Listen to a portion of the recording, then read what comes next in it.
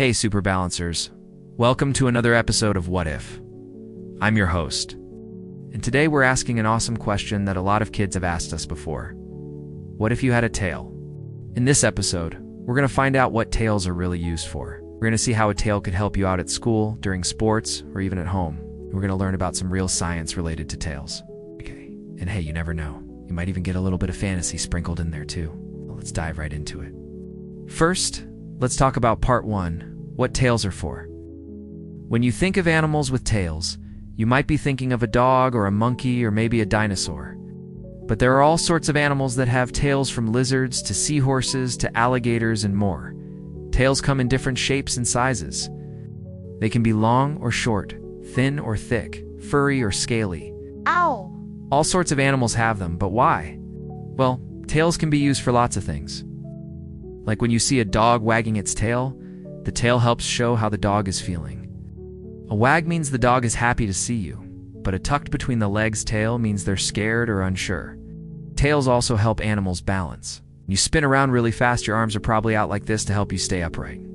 But most animals don't have arms to help them balance, so they use their tails instead. Squirrel's tail helps it keep its balance when it's leaping from branch to branch.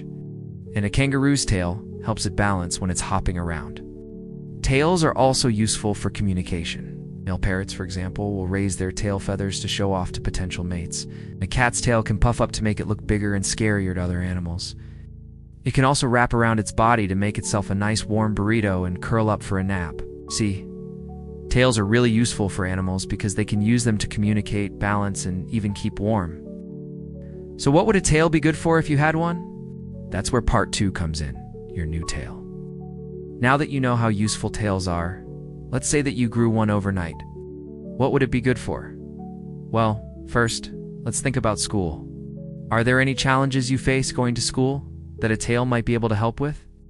Maybe you ride the bus to school every day. Tail could help you keep your balance as you're getting off the bus. Or maybe you carry lots of heavy books. A tail could help you carry those. Or maybe it could help you stay balanced as you're walking across the parking lot to get to school. And what about after school? Do you play any sports?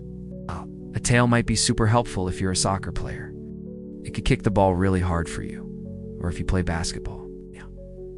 It could help you dunk the ball. Or maybe if you were a wrestler, a tail could help you keep your balance. But a tail wouldn't just be good for sports. Maybe you spend a lot of time at home playing video games. A tail could help you steer your car, or maybe you like to go roller skating with your friends. A tail could help you stay upright, or maybe you just want to impress your friends. A tail might come in handy if you want to show off to them. So you see, there are lots of ways that a tail might be helpful. But now, let's move on to part three, real science. Remember how we said that you might learn something new in this episode? Well, here's something cool. Humans used to have tails just like other animals do. Check out this picture. This is what your skeleton would look like if you were an ape. Can you see this bone down here? It looks kind of like a tailbone. Well, that's exactly what it is. It's the leftover piece of our tail that we had when we were apes. Over millions of years, we evolved and lost our tails, but we still have a little bit of it inside of us. This bone is called the coccyx. It's made up of 3 to 5 small bones fused together. The coccyx is attached to the sacrum, which is another big bone at the base of your spine. The coccyx isn't attached to any muscles, so you can't move it like you can move your other tailbones. But it is attached to some important structures like ligaments and tendons. These structures attach to the coccyx to help support your body weight when you're sitting. That's right, coccyx is actually a really important part of your body. While you don't have a tail to sit on, you can always find a nice soft cushion to plank yourself down on. Now it's time for part 4, fantasy fun. You've learned about what tails are for, how they help animals, and you've seen the real science behind tails. But now it's time to let your imagination run wild. Let's imagine that you had a tail that wasn't just a tail, but was a super tail. What would your super tail be able to do? Well, it could help you fly through the air like a squirrel or a flying squirrel. You could swoop and soar through the sky, higher and faster than any bird. You could zip from tree to tree in no time at all.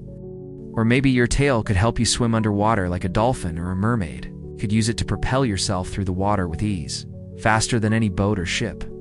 You could explore the coral reefs and make new underwater friends in no time at all. And what if your tail had a mind of its own? Maybe it could grab things for you, like a monkey's tail, You could use it to grab onto things when you're climbing, or to swing from vine to vine through the jungle. Or maybe you could whip it around like a bullwhip and crack it whenever you want to make a loud noise. You could use it to communicate with other people, like by cracking it once for yes or twice for no. Or maybe your tail could do something totally different. Maybe it could change colors like a chameleon's tail. You could use it to camouflage yourself, like blending in with the leaves on a tree or the sand on the beach.